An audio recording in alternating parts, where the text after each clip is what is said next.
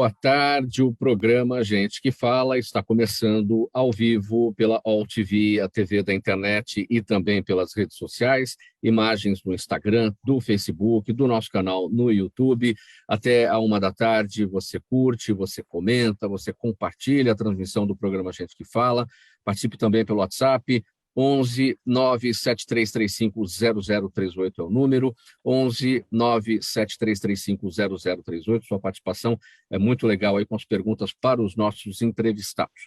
Eu sou Mauro Friesman, 12h01 agora, iniciando mais uma semana, você aqui nessa nossa jornada com saúde, vamos com empenho, vamos com dedicação, apresentando aqui os nossos convidados do programa Gente que Fala de hoje.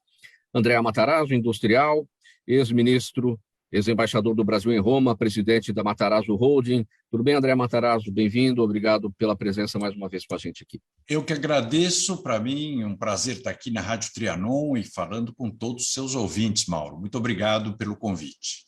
Obrigado pela presença, também com a gente Isabela Raal, diretora de articulação política da ONG Elas no Poder, ex-coordenadora legislativa na Câmara dos Deputados. Tudo bem, Isabela? Seu microfone fechado, Isabela. Muito obrigada pelo convite, Mauro. É um prazer estar aqui.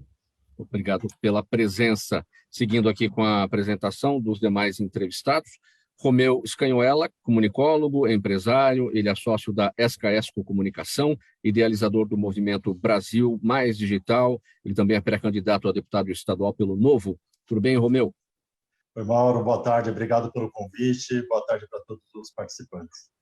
E o empresário Charbel Tawil, ele é CEO do Hotel Solar do Imperador, em Porto Seguro, na Bahia, falando com a gente diretamente lá de Porto Seguro. Tudo bem, Charbel? Bem-vindo. Olá, Mauro, bom dia a todos os participantes, a todos os ouvintes. É um prazer estar aqui hoje, podendo compartilhar um pouco do nosso cenário brasileiro com todos vocês. Muito obrigado pela presença de todos. Portanto, 12h03, vamos ao nosso primeiro assunto, o primeiro tema do programa Gente que Fala desta semana, o assassinato do guarda municipal e tesoureiro do PT, Marcelo Arruda, no sábado, em Foz do Iguaçu, em sua festa de aniversário, ampliou o temor de violência nas eleições deste ano. Ele foi morto a tiros por Jorge José Guaranho, policial penal federal e apoiador do presidente Jair Bolsonaro. Os episódios de ameaças, ataques e tensão ligados à pré-campanha têm se acumulado no país. Na quarta-feira da semana passada, o ministro Edson Fachin, presidente do Tribunal Superior Eleitoral, disse que o Brasil pode ter episódios ainda mais graves que a invasão do Congresso dos Estados Unidos em janeiro de 2021. André Matarazzo, a respeito deste episódio lá em Foz do Iguaçu, este assassinato, qual que é o seu sentimento?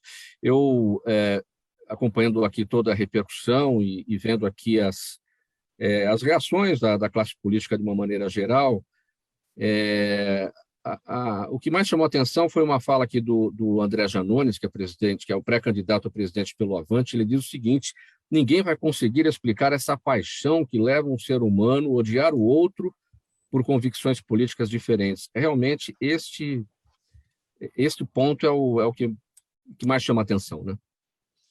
Eu acho que tudo chama a atenção nos últimos anos, né? Não é uma coisa recente, a gente já viu isso. Eu me lembro na disputa onde o Geraldo Alckmin foi candidato a presidente com o próprio presidente Lula. Você deve lembrar que o Lula começou, na época, né, lançou essa coisa meio do norte contra o sul, nós contra eles, etc, etc. Isso, vamos dizer, veio num crescente. Quando surgiu essa, que eu não vou dizer direita, né, porque o que a gente vê no bolsonarismo não é direita, é só falta de educação que a gente tem visto aí, grosseria, mas não tem ideologia aí. Mas o que a gente começa a ver é as pessoas raivosas. Isso eu acho que tem. E não é, que eu falo, não é só de um lado, porque nós já vimos black blocs, a gente não pode esquecer essas coisas.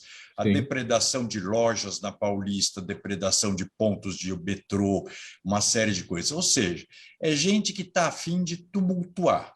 E isso sempre teve, na sociedade tem isso. em jogo de futebol tem isso, quer dizer, sempre tem, dentro de igrejas tem isso, nos Estados Unidos tem o cara que sai dando tiro no meio de escola. Infelizmente, você tem, na sociedade contemporânea, que é uma sociedade cada vez com mais informação e mais neurótica num certo sistema, você tem um contingente de pessoas muito desequilibradas e, infelizmente, um grau de cultura cada vez mais raso. E aí, para mim, a violência é inversamente proporcional ao nível cultural de uma sociedade, não tenha dúvida disso. O cara não consegue resolver com palavras, ele não sabe se exprimir, é meio criança, como criança, né? Não consegue argumentar, ela grita, se joga no chão, etc. Esse é o sujeito que, com uma arma, vai dar um tiro no outro. Ele não sabe o que fazer, não consegue conter os sentimentos dele, sai dando tiro. Infelizmente, é uma lástima, e acho o Fachin não é nenhum guru, né? Não está dizendo nada de especial. Eu acho é óbvio até o que ele está dizendo. Está falando óbvio, infelizmente. Eu acho que a gente devia se preocupar com isso. Infelizmente, ele está falando óbvio, infelizmente. Infelizmente, mas já devíamos estar muito preocupados com isso quando a gente percebe manifestações de rua que tem acontecido. Que o brasileiro sempre acha, né, de novo, que Deus é brasileiro, conta com a sorte, essas coisas que é mais espiritual do que prático e concreto. Infelizmente, o Brasil está numa situação que eu acho que nunca viveu, uma situação de tanta agressividade e tanto problema como nós estamos vivendo hoje. Romeu, seu sentimento em relação a esse episódio ocorrido no sábado, ou seja, alguém, né, agredir alguém a ponto de matar essa pessoa por divergência política. Seu microfone fechado, Romeu. Perdão. Mauro, além de triste e inaceitável, eu vejo que as pessoas, com essa polarização, as pessoas estão... elas veem a política como se fosse futebol, né? O André até comentou. E política não é paixão, política é razão. A gente tem que levar para o lado da razão e não da emoção, porque se trata de dinheiro público envolvido, a gente tem que pensar no progresso do país, né? E não ficar defendendo político. Acho que defender político não é o caminho para a gente ter um país democrático e avançar, né? Como país. Então, é uma situação triste e eu espero muito que o Brasil, a gente não veja cenas como a gente viu na questão da eleição do Biden lá com o Trump nos Estados Unidos, aquela selvageria que aconteceu. Espero muito que o Brasil continue sendo um país democrático e que os brasileiros não defendam políticos, mas sim avanços democráticos no país. Você citou a política é a razão, é o sentido da política sendo até desvirtuado, porque a política é pela promoção do bem-estar comum, ela está aí pelo bem-estar de todos nós.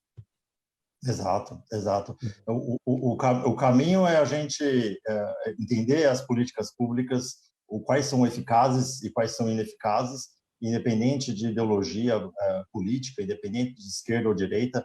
A gente tem, nos últimos governos, seja Lula, Dilma, Temer, Bolsonaro, a gente teve avanços e outras situações que não foram boas para o país. Então, a gente tem que tirar o melhor disso, independente de governo, independente de ideologia, para que o país siga em frente, que a gente consiga avançar ainda mais. Precisa ter projeto, né, Mauro? Você percebe que ninguém discute projeto nenhum. Você está falando, a política deveria ser, né? O pensamento do bem-estar da sociedade. Que assunto de bem-estar nós discutimos no último ano e meio? Direita e esquerda não enche barriga, essa é uma pauta ridícula. Nós estamos discutindo pautas da década de 70 e um negócio que ideologia, que você pode discutir quando você estiver no estágio como a Dinamarca, Noruega, que já resolveu todos os problemas, aí você fica discutindo aí sexo dos anjos, etc., né? Mas, infelizmente, a gente não percebe mais o espírito público nas pessoas que estão aí disputando cargos. Isabela, esse ponto levantado pelo André Matarazzo é discussão de projetos, de que de fato a gente não tem as pessoas se preocupando em seguir este ou seguir aquele, idolatrar este ou aquele político e a ponto, né, de partir, a palavra é a barbárie, né? Partir para a barbárie, foi o que aconteceu no sábado. Não, com certeza. E eu acho que uma das coisas que a gente precisa se atentar quando a gente vê um episódio desse, não só, claro, a gente tem uma polarização muito forte que vem se intensificando ao longo das últimas eleições, a gente tem uma falta de discussão de projetos, eu concordo plenamente, mas tem um ponto que é muito importante a gente falar, que é discurso de ódio mata. Quando uma liderança que tem acesso a milhões e milhões, ou voz, que é ouvida por milhões e milhões de brasileiros, fala contra uma parte da população, contra uma ideologia, as pessoas escutam. E se isso é repetido durante meses e meses, as pessoas escutam. Não à toa, a gente está vendo também bastante agressão contra mulheres nos últimos anos, porque a gente tem tido cada vez mais um discurso machista sendo dito por um governo que faz discurso de ódio com uma certa frequência. Isso começa a influenciar a maneira como as pessoas pensam, como as pessoas agem, e, eventualmente, a gente acaba chegando numa barbárie como essa. Não é para dizer que não tinha violência antes, isso não é verdade, mas quanto mais a gente atiça uma parcela da população contra a outra, Sim. mais a gente tem esse tipo de acontecimento. Charbel, seu sentimento sobre tudo isso, hein? Perfeito, Mauro. Eu acho que nessa situação, essa semana também, a semana passada, ocorreu um fato no Japão que tem total ligação com esse cenário que a gente vive hoje, e não Verdade. só no Brasil, mas eu acredito que no mundo inteiro, né? O extremismo, hoje ele se correlaciona diretamente com a palavra globalização. Então, independentemente dos países que a gente esteja aqui mencionando ou debatendo, há casos de extremismo, onde isso ninguém sai ganhando. Ocorre ali discussões onde a sociedade não vai sair se beneficiando de nada, somente favorecendo ou um lado A ou um lado B, né? Então, quando a gente fala dessa situação, o mundo inteiro está passando por isso, e cabe a nós, através de debate, de forma respeitosa, mostrar que a gente pode sim levar uma política para a sociedade, de forma que a gente possa ter uma eficiência na gestão pública. Então, acho que isso tudo está muito correlacionado. O André ele mencionou a falta de projeto. Alguns anos atrás, a gente teve um embate muito forte aqui no Brasil devido ao aumento da passagem dos ônibus, que ocorreu ali, os conflitos, black blocs, mas está aumentando. Mas o que a sociedade está recebendo de volta?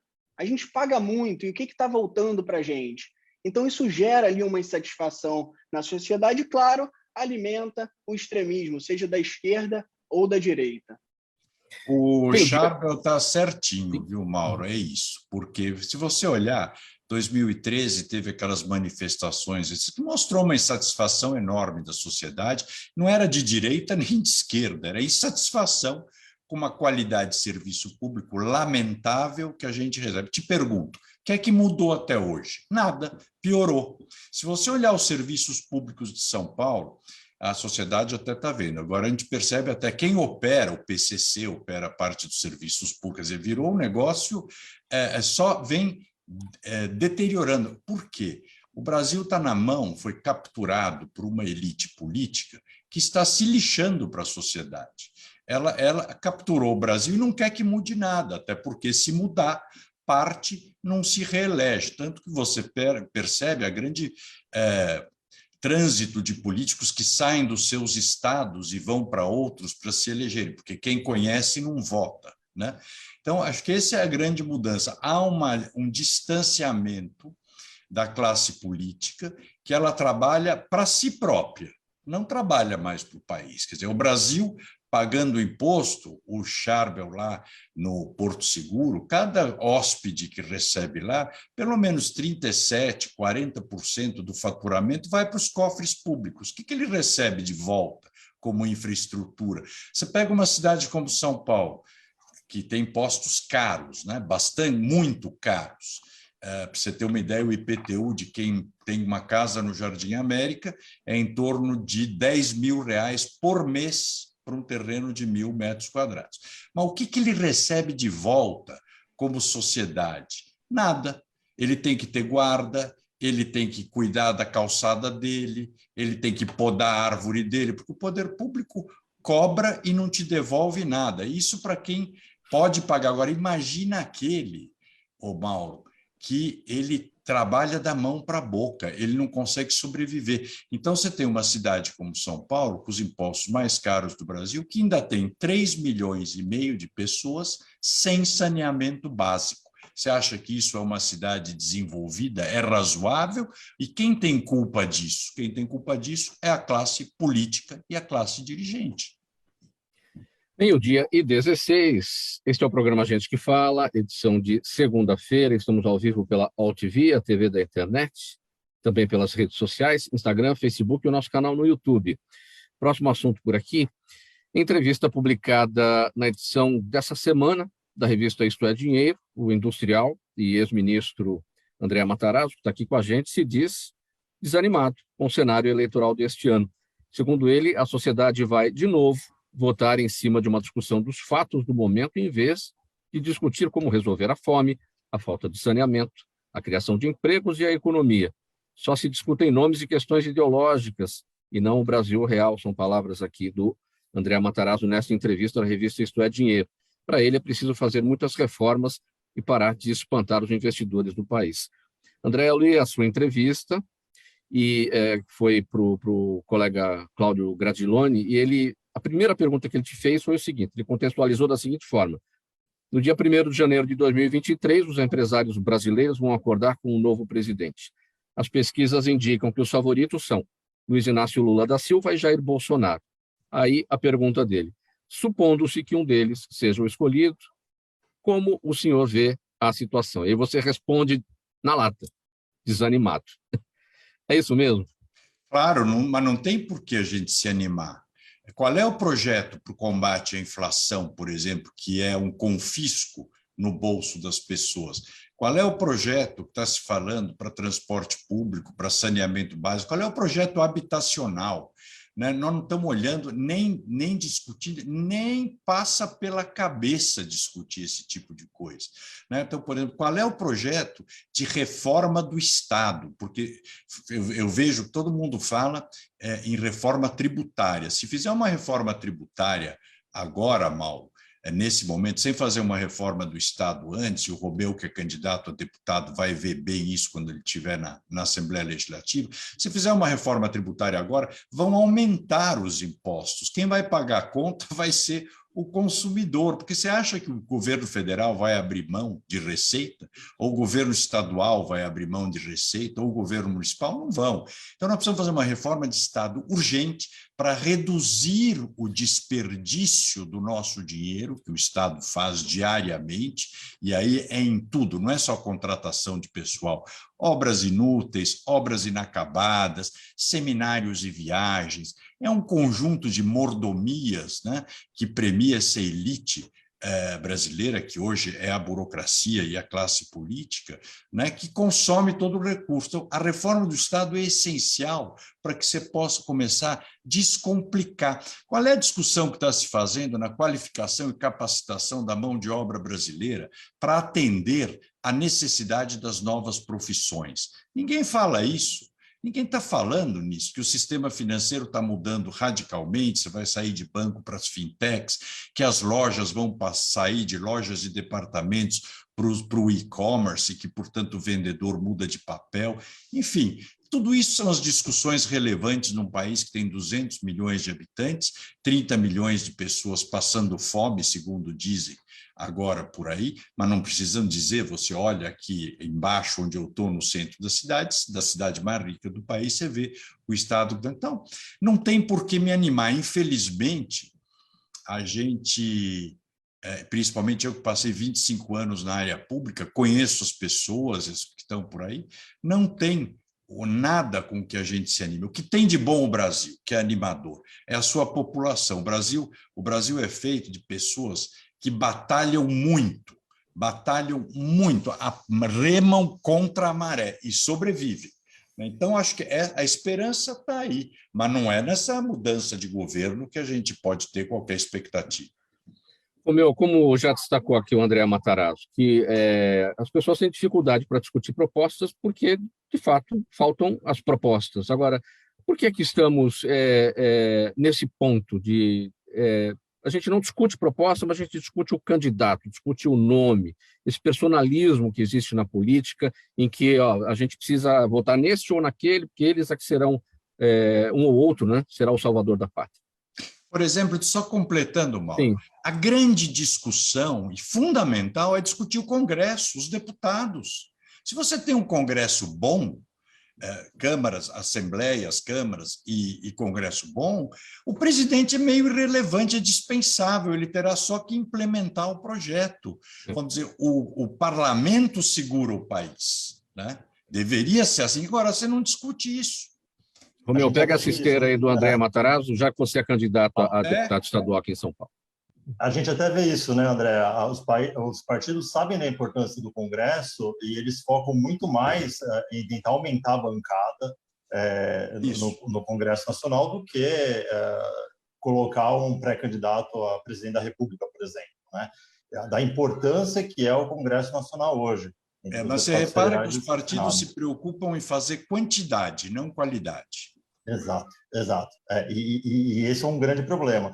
Agora, até né, pegando o gancho aí em relação às reformas, eu concordo completamente com o André. Eu acho que a gente precisa focar, antes de uma reforma tributária, o país precisa focar em uma reforma administrativa, né? E não é possível super salários, né? Eu estava lendo que a Petrobras chega a pagar quase 150 mil reais por mês de salário do alto escalão. E a gente tem um país com 700 empresas públicas. Então, beira um absurdo, né? Essa quantidade de empresa pública, essa quantidade de gente com super salário, juiz com férias de 60 dias no ano. Então, uma reforma administrativa é super importante para o país antes da reforma tributária. Isabela, sobre esse ponto que o André levantou, né? Os políticos ou os partidos, né, pensam em fazer quantidade e não qualidade. Isso está no modelo. A gente, nesse modelo de presidencialismo de coalizão, ou seja, quanto mais partidos, quanto mais políticos você tiver com o seu projeto, você vai votar com mais facilidade no parlamento. Então, está no modelo. Não, com certeza. O nosso modelo é um modelo que não faz muito sentido, Mauro, e que tem enfim, faz todo... colabora e conspira todo para que a gente não consiga escolher. Então, tem muita gente que culpa a população. Poxa, a população não olha para o parlamento é super importante. Mas por que a população não olha para o parlamento? A gente tem sistemas que funcionariam muito melhor para um país desses, como o sistema de distrital misto, em que você olha para o seu distrito, escolhe entre, sei lá, no máximo, no nosso caso seria, sei lá, 25 candidatos, que você poderia estudar os 25 candidatos e fazer a sua escolha, e aí depois ter um parlamentar que você conseguiria falar, esse é o meu parlamentar e eu vou cobrar desse parlamentar porque é do meu voto que ele precisa. No Brasil, a gente tem um sistema que você tem milhares de candidatos. Outro dia, eu estava conversando com uma série de meninas da Grow Up, adolescentes, sobre política e a importância de votar, e uma delas me perguntou, como que eu estudo todos os candidatos para saber qual que é o melhor candidato ou candidata para eu votar? Onde eu acho todas as candidatas? Eu falei, olha, no site do TSE, mas eu tive que falar para ela que ia ser impossível ela estudar todas as candidaturas e que ela precisava escolher algumas no partido que ela se identificasse mais, etc. Então, primeiro que a gente tem um sistema que distancia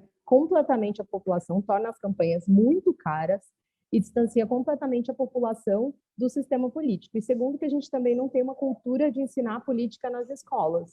E aí a gente tem um problema muito sério, porque eu, por exemplo, que estudo, trabalho com política faz tempo, fui aprender sobre política na universidade. E eu estudei, sou super privilegiada, estudei num colégio muito bom de São Paulo e nunca falamos sobre política na sala de aula. Então, quando você coloca essas duas coisas juntas, é muito difícil culpar a população por não olhar mais para os parlamentos, mais para o legislativo e ter uma política personalista, porque é a única política que a gente é acostumado a fazer e é formado para fazer.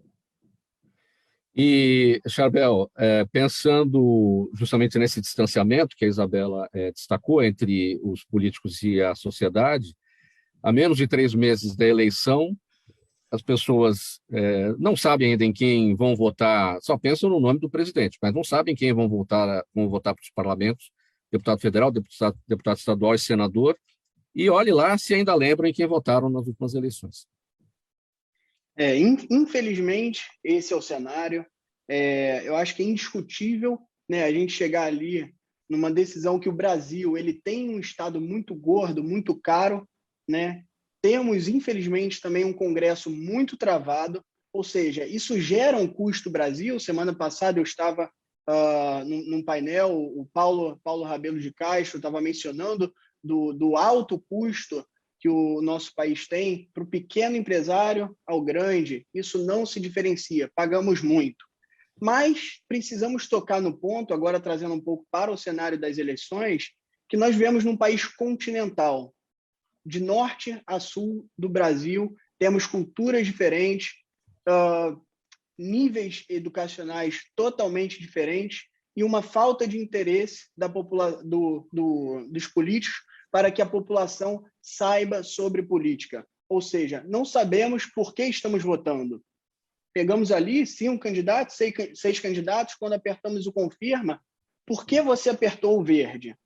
Fica esse questionamento. Quantos de nós já analisamos ali o projeto que cada candidato tem para o nosso Brasil? Pouquíssimos de nós fizemos isso e não há o interesse da classe política em que todos saibam, infelizmente. Agora, isso é o cenário, né, pessimista. Acho que o cenário mais que pessimista ou otimista é o realista. Isso é, de fato, o Brasil. Agora, vivemos em um país de crise. De 90 a 2022, quantas crises nós vivemos, nacional ou internacional, e muitos saíram mais fortalecidos, muitos cresceram e ganharam, né, a exponencialidade do Brasil afora. Então, acho que, como já mencionado anteriormente, o povo brasileiro é um povo muito forte. Isso é fantástico para a gente. Matarazzo, para a gente fechar esse tópico, que a gente começou dizendo aí do seu desânimo, mas vamos pensar num lado mais otimista. O que diz aí o copo meio cheio para você? Não, mas isso que você falou é um dos grandes problemas do Brasil. A gente gosta de ser otimista, mas a gente tem que ser realista. Não adianta ser otimista. O otimismo mascara esses problemas que nós temos. A gente sempre acha que tudo vai se ajeitar, acaba se ajeitando. Então, você repara, quando você vai para o Congresso, tudo é composição, nunca tem confronto, que ganha um lado.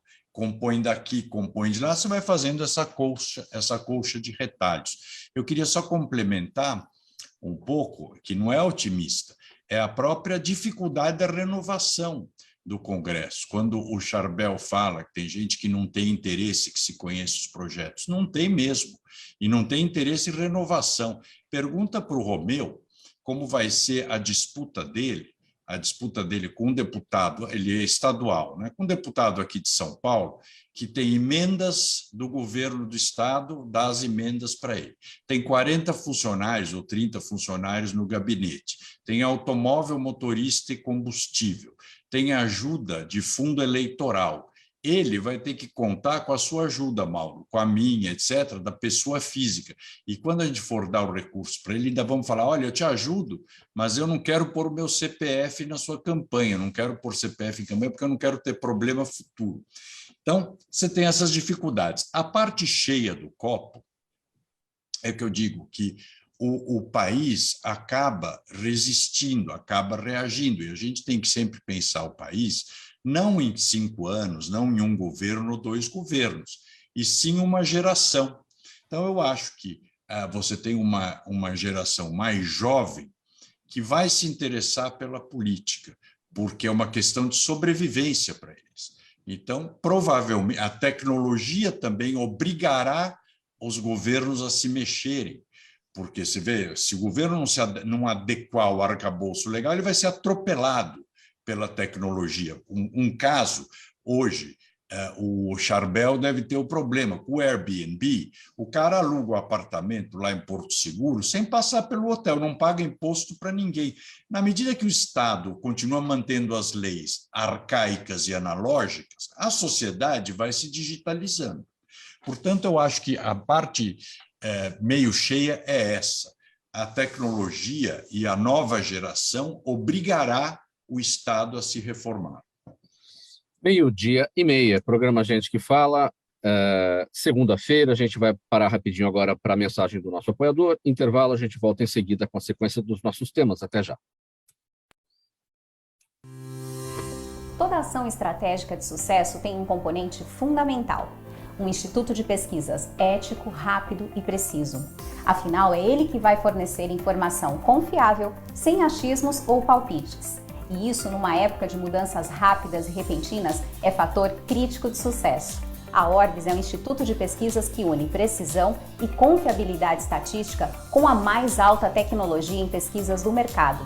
Tem inteligência artificial, robótica e Big Data, entre outros recursos, para que você tenha uma informação correta, confiável, com o menor custo e no menor tempo possível. Na sua próxima ação, seja ela corporativa ou política, comece pela Orbis, porque com a informação correta, você vai mais longe, mais rápido e com mais segurança. Estamos de volta com o programa Gente que Fala, edição de segunda-feira pela All TV, a TV da internet, também pelas redes sociais, Instagram, Facebook e o nosso canal no YouTube. E a gente segue aqui com mais um tema, faltando 28 minutos para 13h. Isabela, o Brasil ocupa a posição 145 num ranking de 187 países sobre a representação feminina na política, de acordo com o levantamento do Instituto Update. O estudo aponta que o Brasil está defasado, inclusive frente aos países vizinhos. Entre as 20 primeiras nações do ranking, 6 são da América Latina. Os motivos incluem um total desrespeito à lei, já que desde 1995, pelo menos 30% das candidaturas dos partidos devem ser de mulheres, só que boa parte delas são laranjas, ou seja, lançadas para cumprir a exigência legal, mas que não fazem parte de qualquer campanha. Uma das dificuldades, um dos desafios, né, Isabela, é a identificação de tudo isso, processar as pessoas, falsidade ideológica eleitoral. Isso não tem... Tem alguém preso no Brasil por falsidade ideológica eleitoral, ou seja, faz que disputa uma campanha, mas não disputa, é laranja? Não, de jeito nenhum. Não que eu tenha conhecimento, né? Pode até ser que tenha, mas a gente nunca teve conhecimento como ONG.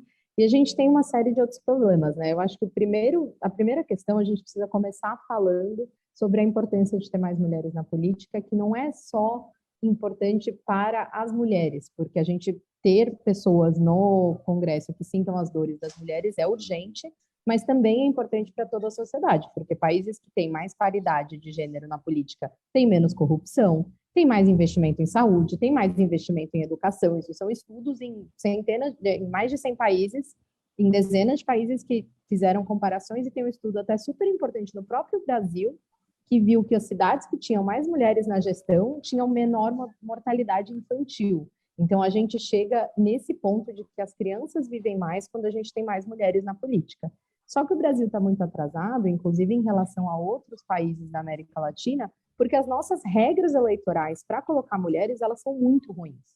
Então, desde 1995, a gente tem a cota partidária, mas essas mulheres até 2018 não recebiam nenhum recurso financeiro do partido, e a gente sabe que não se faz campanha sem recurso, enfim, sem recurso, sem apoio. A gente sabe que não adianta. Hoje a gente tem, por exemplo, no estado de São Paulo, a gente precisa de 60 mil votos, mais ou menos, para eleger um deputado ou uma deputada estadual, 100 mil votos para eleger uma deputada federal ou um deputado federal. Como que você vai conseguir 100 mil votos sem apoio e dinheiro do partido? Então, falta fiscalização, mas falta uma lei mais efetiva, porque aí, em 2018, o TSE decidiu que o dinheiro tinha que ir, mas até vários países não cumpriram isso, ou tiveram problemas por candidaturas laranja, repassaram no último dia, pediram para candidatas repassarem o recurso para outro candidato homem, e uma série de problemas. E aí, quando essas contas começaram a ser processadas, isso começou a acontecer, até ano passado, por exemplo, a gente começou a ter um monte de partidos que, ao começo desse ano mesmo, a gente começou a ter um monte de partidos processados pela Justiça Eleitoral, e aí a gente passou uma PEC, a PEC 18, no Congresso, que anistiava os partidos que não tinham cumprido essas cotas e meio que zerava a conta, falava, só vale a partir de agora. Então, a gente sabe que passou pano. Então, a gente sabe que, apesar da grande importância da gente ter mais mulheres na política, as nossas regras fecham a porta. E aí tem violência política e uma série de outras questões que empurram as mulheres para fora da política hoje. Mesmo aqui, né? Eu estou falando, assim, é importante a gente dizer que as mulheres ainda têm muita dificuldade de acessar mesmo espaços de debate de política, como esse mesmo. Você está mais otimista para esse ano? Vamos levar em consideração que nós temos agora a lei da violência política, que é a do ano passado, ou seja, a primeira eleição que a gente vê com essa legislação de violência política que pune, né, a violência política contra a mulher. Com certeza, assim, apesar da gente ainda estar muito ruim, por exemplo, tem países vizinhos que têm reserva de cadeira para mulheres, né? E isso é muito mais eficiente. Em uma eleição você resolve o problema, se você coloca 40%, 50% das cadeiras reservadas para as mulheres. Mas tanto a sociedade quanto as mulheres do parlamento têm trabalhado muito para corrigir esse problema. E a gente na ONG ficou sabendo, inclusive, a gente viu, né, recebe muito mais interesse em colocar mulheres na política, mas a gente tem visto também muito mais em pesquisas qualitativas e gerais, muito mais gente falando eu quero votar só em mulheres. Isso é muito legal, mas sozinho vamos avançar, com certeza, mas sozinho não resolve o problema. André, você queria falar? Você se manifestou aí? Não, eu acho que é essencial a questão de mulheres na política e as mulheres em todos os lugares. Eu, pessoalmente, na área pública, sempre trabalhei muito com mulheres e jovens e trabalham muito bem, muito melhor, eu diria, porque tem uma visão um pouco mais completa e diferente. É importante se tratar, na hora que você tem 5 pessoas diferentes, você cobre melhor qualquer assunto, obviamente. Agora, reservar cadeiras eu já acho aquela coisa do exagero, é meio como reservar cadeira para homem também, é X homens. Aí você vai pôr de tudo, o bom, aí não achou um bom, bota qualquer um, colocar. O que nós precisamos fazer são campanhas de conscientização das mulheres, de que a política é algo importante, a política não é isso que elas estão assistindo aqui hoje em dia, infelizmente, porque hoje é um negócio completamente deturpado, realmente não anima ninguém a entrar nesse ambiente, mas ao contrário, que a política é essencial ter a participação da mulher, que é um lugar nobre, é um lugar que tem potencial, dá para fazer, dá para trabalhar, tem infraestrutura, a Câmara tem infraestrutura, a Isabela que trabalhou lá sabe disso, tem uma super infraestrutura com gente competente e que elas precisam estar lá. Então, o que nós temos que fazer, eu acho que esse é um dinheiro mais bem gasto, é estimular as mulheres a participarem e realmente parar com esse vexame que eu vi, o que a Isabela mencionou, que foi ter, de repente, aí não cumpriram as cotas, os partidos usam laranja, não cumprir cota, tal, aí depois tira a lei, não pegou, não gostamos, tira a lei que é para não punir ninguém. Aí você não vai avançar. Mas eu acho que nós tínhamos que fazer campanhas de conscientização para os jovens e para as mulheres participarem da política, mostrando que política não é isso que eles assistem nos noticiários todo dia. Isso é página policial, é outra conversa, outra coisa. 21 minutos para 1 da tarde. Agora vamos seguir para o próximo assunto, minha gente. O Movimento Brasil Mais Digital. Você me desculpa. Posso só comentar uma Isabela, coisa muito rapidinho? Imagina, é só para comentar muito rapidinho. Eu concordo com o Matarazzo que a gente precisa mesmo, de fato, fazer campanhas de conscientização, mas a gente tem um problema de uma política que repele mulheres. Então, acho que a maior conscientização que a gente precisa fazer é da política hoje, porque elas entram na política, e eu posso falar disso, porque na minha primeira semana trabalhando na Câmara, eu fui assediada. E a gente tem casos como o caso do Pedro Guimarães. Então, sim, a gente precisa trazer, mas a gente precisa tomar um cuidado muito sério de como a gente cuida dessas mulheres a partir do momento que elas decidem entrar na política. Isso não é só na política, isso é em tudo. Aliás, o que a gente tem que começar, eu acho, pelo tipo de grosseria, que é uma característica que a gente está assistindo, e eu vi isso muito. O cara que se elege, o cara que vai para o cargo público, ou que sobe muito, se ele não tem preparo, ele começa a se achar, e achar que pode tudo. Nós temos que tirar um pouco a delicadeza das mulheres, ou seja, assediou, vira a mão. Pô, mas enche a cara do sujeito, que não tem cabimento as mulheres deixarem de ir num lugar ou deixarem de fazer política por causa desse tipo de coisa. Eu concordo com a Isabela, mas a gente tem que mostrar que não pode admitir isso, né? Nem a empresa pode admitir.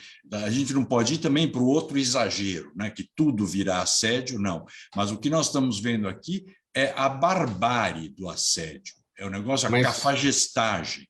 Mas, né? André, sobre o risco também, né, da mulher perder a razão, né, nessa coisa do virar a mão, porque a gente está na sociedade patriarcal, machista, enfim, a mulher pode Não, eu sei, mas isso a palavra é a denúncia, é uma forma de expressão que eu quero dizer, né? Mas vai no berro, não pode admitir mesmo, e nem ficar quieta, denuncia no ato. No ato, ela não tem que ter vergonha, quem tem que ter vergonha é o cara. Não, eu entendo, Isabela, ficar fazendo carinhas aí, você tem toda a razão, porque depois retalham a mulher, claro. É que é um assunto muito sensível e a gente tem uma sociedade que, de fato... Claro, mas a gente tem que lutar para mudar isso.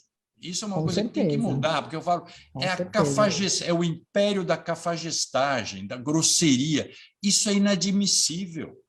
É uma coisa que não pode ser aceita. Então, e a gente vê, às vezes, uma mulher fica 2 anos guardando aquilo e vê, de repente, o trauma que isso vira. Você vê como é uma sociedade torta. Um assédio causa... Olha o trauma que causa numa mulher. A gente vê, e é sincero, quando você ouve alguns depoimentos. Vê se com um homem um assédio causa algum trauma. Ao contrário, você fica quase contando para as pessoas. Para você ver como são valores muito trocados que a gente tem. Né? E essa é a coisa que na política e em outros lugares tem que mudar, porque senão você vai deixar as mulheres fora de algumas atividades, o que é um absurdo.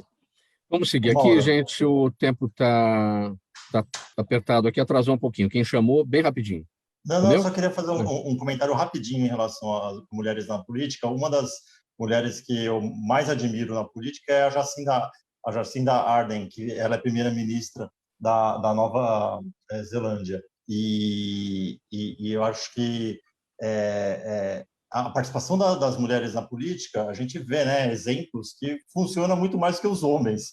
Então, a gente precisa de mais mulheres na política, mas eu vejo essa resistência muito, né? Eu acho que também por conta da violência, você vê casos, por exemplo, o Holliday, que é vereador em São Paulo. O Holliday, semana passada, é o cara que mais apanha, assim, que eu vejo, né? Semana passada ele apanhou lá na Unicamp, que ele foi dar uma palestra, não conseguiu entrar na palestra, apanhou e teve que ir embora.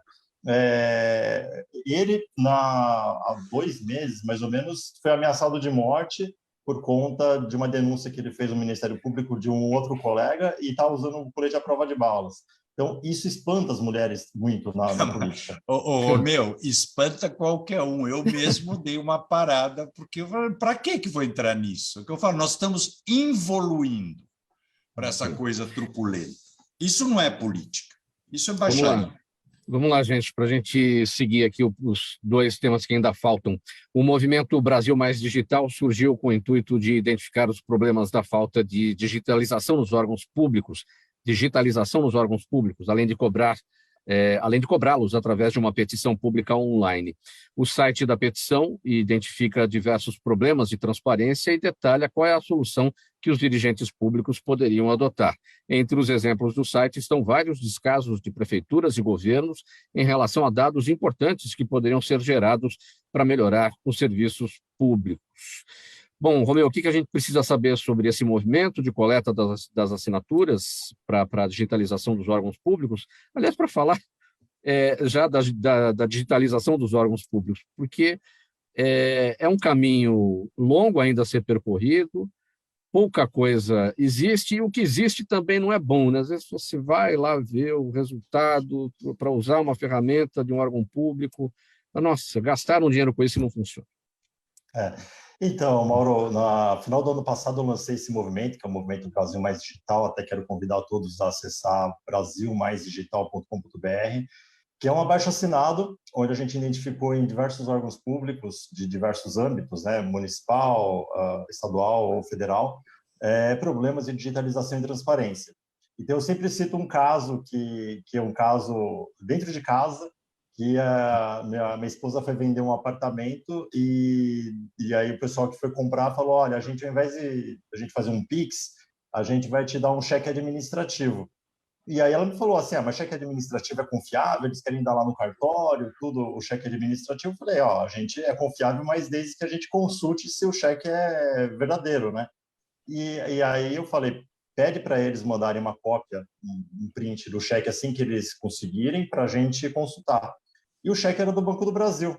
E aí a minha esposa tenta falar no Banco do Brasil, não consegue, tenta falar com o gerente, não consegue, até que depois de um tempão ela conseguiu falar com o gerente. O gerente falou, olha, para você consultar o cheque administrativo, só na agência que emitiu. E a agência que tinha emitido era lá em Interlagos, ou estou na Moca, né? A gente tem um apartamento na Moca, então era 1 hora de distância. Era um dia que eu estava mais tranquilo, eu falei, tá bom, então eu vou até lá para consultar esse cheque se é verdadeiro ou falso, e aí no sábado você faz a transação e assina no cartório. Fui lá, levei 1 hora para chegar, mais 1 hora na fila do banco, para a pessoa, cheguei lá no caixa e falei, olha, esse cheque aqui administrativo, essa cópia aqui, é verdadeiro ou falso? Aí a pessoa pegou o celular, consultou lá em 5 minutos, falou, não, é verdadeiro. Voltei mais 1 hora para casa, ou seja, Só de você falar, já cansei aqui, viu? Já fiquei cansado. Mais de 3 horas só para consultar um cheque administrativo que podia estar na internet, com boas informações você conseguiria resolver. Então a gente identificou vários problemas em órgãos públicos e estamos cobrando através de um abaixo-assinado. Então eu peço para as pessoas que puderem acessar lá, e a gente está com mais de 6 mil assinaturas hoje no momento, para cobrar cada órgão público, cada abaixo-assinado, vai para um órgão público, para a direção do órgão público, cobrando por melhoria. Qual é o órgão público que está mais avançado? Qual que está mais atrasado? Quais os estados que estão mais na frente, outros que estão mais atrás? Então, a gente tem, acho que quase 20 problemas identificados. Um dos problemas que a gente conseguiu resolver, assim, claro que a nossa força foi pequenininha frente a um monte de gente que cobrou, foi o fim da prova de vida dos idosos.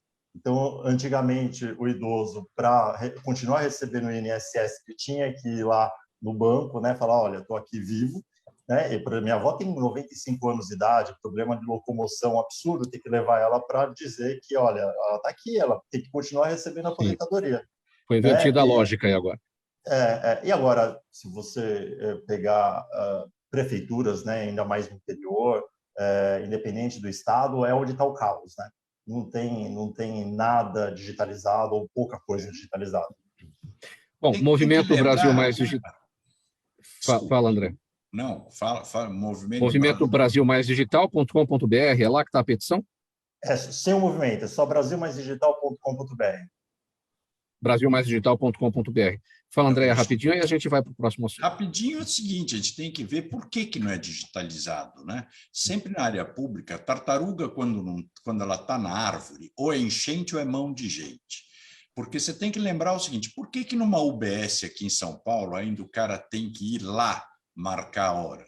Né? Porque quando ele vai lá, ele fala com o atendente normalmente posto por um vereador, e, portanto, que já cadastra ele e fica devendo o favor. Na hora que você informatizar isso, essa política fisiológica, que é o que predomina no nosso país, ela termina.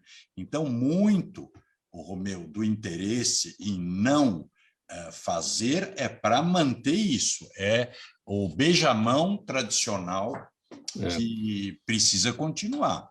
Mas a luta para a melhoria de serviço público é importantíssima, porque é só assim que você acaba com a corrupção e com a perda de tempo e ineficiência que prejudica todo cidadão.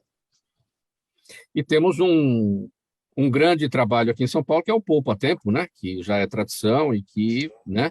Mauro, posso te falar? Desculpa, hoje eu estou pessimista. Poupa Tempo é maravilhoso, foi criado em 1995 pelo Mário Covas, eu era secretário dele.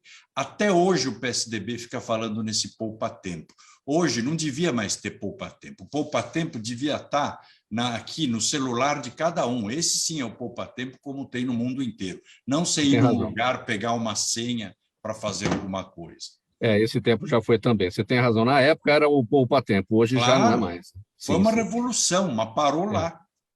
Parou lá. Vamos para o próximo tema. Charbel, com você, olha, estamos aqui em São Paulo, mas com a cabeça aí em Porto Seguro. onde tudo começou com o Cabral, em 1500. Um dos mais tradicionais hotéis de Porto Seguro, o Solar do Imperador, comemora 30 anos, agora em 2022. Fundado pelo casal carioca Georgette Tawil e Ivan Costa Rodrigues, na década de 1990, ele teve sua gestão assumida agora por Charbel Tawil, neto do casal, em 2021, né, que você assumiu a direção aí, em plena pandemia. E com a visão voltada especialmente para os funcionários, o hotel ganhou prêmios importantes, como o segundo melhor lugar para trabalhar em todo o estado da Bahia e o primeiro lugar para trabalhar na categoria Pequenas Empresas, pela revista Pequenas Empresas, Grandes Negócios. Qual é o pulo do gato, Charbel? Isso, esse ano a gente está fazendo 30 anos de história aqui na cidade de Porto Seguro. E quando eu entrei aqui foi exatamente abril de 2020, iniciando a pandemia. O que a gente mais percebe que precisa ter com os colaboradores é a transparência. A gente pegou uma empresa ali fazendo uma transição, vivendo em alta temporada, ali seguindo de 2 anos, e da noite para o dia o mundo para. Ficou aquela pergunta, como que você pode fazer com que o hotel seja o melhor lugar para se trabalhar sem trabalho, porque o mundo tinha parado? Então, o principal ponto na nossa transição foi transparência com os colaboradores e fornecedores. Ou seja, como está o nosso dia a dia, o que estamos fazendo para que possamos voltar mais fortes e melhores. Então, ali de 2020 até meados de 2021, a gente chegou a reabrir, teve ali alguns meses, depois voltou ali tendendo a zero novamente, mas foi uma gestão baseada em manter a cultura e inovar na gestão. Inovar na gestão porque a gente precisava sobreviver. Então, os colaboradores que ficaram aderiram muito à nossa transformação, aderiram à mentalidade e de forma muito transparente, né? Não é à toa que agora, em 2022, estamos tendo o melhor julho dos últimos 3 anos, ou seja, estamos batendo 2019, 2018 e 2017. É legal a gente mencionar, é fato que a gente teve uma redução de colaboradores, mas o mais importante disso, às vezes reduzir, muita gente fala, quanto mais gente você está empregando, melhor. Mas, na verdade, a gente está otimizando processos e pagando de forma mais merecida. Ou seja, quem trabalha aqui sabe que está recebendo por um resultado. Então, em todo esse contexto, a gente mostra para eles que há uma preocupação. Isso não é só ali no dia a dia, chega também na ponta de capacitação. Hoje, junto com o SENAC, tem um curso de educação executiva também da G4 School aí de São Paulo. A gente tem um corpo de líderes e operacional que a gente pensa no longo prazo para a empresa. Então, isso torna um lugar mais tranquilo de se trabalhar. Você tem a pressão, mas é uma pressão boa ali, com foco no resultado. Então, todo esse corpo trouxe para a gente o prêmio, né, de melhores empresas para se trabalhar. Fato, quando a gente chega no topo, a gente precisa se manter. Então, aí a gente abre para eles um planejamento dos próximos 5 e 10 anos do Solar. E qual é o próximo passo, Charbel? Porque, né, o processo não para, né? Então essa etapa está concluída. O que você está antevendo aí? Hoje a gente vislumbra muito a expansão para mais 80 quartos e a expansão da marca também. A gente acredita que colocando um padrão, um modelo de gestão do Solar do Imperador, a gente consiga expandir esse modelo também para outros hotéis e pousadas. Posso perguntar quantos apartamentos tem o Solar do Imperador, quantos colaboradores? Hoje são 100 quartos e 83 colaboradores. Como é que funciona essa paridade, né? Quartos, colaboradores, como é que isso é definido? Hoje a gente usa muito qual é o público que a gente está alcançando no momento. Então, por exemplo, a gente tem ali uma média de 0,83 ali por quarto. A gente tem um AIB com uma representatividade muito alta no faturamento do hotel, então a gente tem uma operação de restaurante separado também. E a rotatividade. A gente hoje tem aproximadamente 40%, né, da nossa margem de ocupação para o corporativo. Então, às vezes a gente pensa aí num prazo de 24 horas de estadia, mas dentro dessas 24 horas a gente tem uma rotatividade ali de 2 PACs por quarto, 2 pessoas, né? Então, a gente sabe que precisa ali de um aumento do efetivo para determinada época do ano. Perguntas da nossa audiência por aqui. Eu vou pedir muita brevidade para todos vocês, uma pergunta para cada um. O Chabel está falando, eu começo com você, então, Chabel. O seu Jaime do Jardim Bonfilholi, ele é daqui de São Paulo, é zona oeste aqui da capital. Ele quer saber o que mais o poder público pode fazer para o turismo praiano do sul da Bahia. Bem breve, poucos segundos, para a gente conseguir cumprir com todas essas perguntas aqui, Chabel. Hoje, eu acho que tanto na Bahia quanto no Brasil, a gente precisa de um calendário linear para o turismo. De janeiro a dezembro, a gente precisa ter atrações que possam minimizar a baixa temporada. Então, com esse calendário, a gente pode fomentar cada vez mais o turismo ao longo do ano. Eu acho que essa é a mágica assim, para a gente potencializar o turismo no Brasil e na Bahia. Agora, Charbel, pergunta minha, e bem rapidinho. Esse seu sotaque não é baiano, é carioca, né? Sou do Rio de Janeiro, de Niterói, e me transferi para cá. Muito bem. Isabela, a Renata Gouveia no Instagram pergunta a sua avaliação sobre o Brasil ter sido presidido por uma mulher. Eu acho que a primeira coisa que a gente precisa falar é que uma mulher... O problema é que quando a gente tem muito poucas mulheres no poder, a gente começa a generalizar. Então, a gente julga. Se a gente amou a Dilma, a gente fala que todas as mulheres são incríveis. Se a gente odiou a Dilma, a gente fala que a gente odeia todas as mulheres, porque, colocamos uma lá, não deu certo. Se a gente seguir essa lógica, qualquer outro presidente que não tenha sido bom, a gente vai falar, bom, então não pode mais ter homem presidente, né? Vamos buscar outras pessoas. Então, eu acho que a gente tem esse problema quando a gente tem muito poucas mulheres. E a gente começa a ver o efeito sempre quando as mulheres são maioria.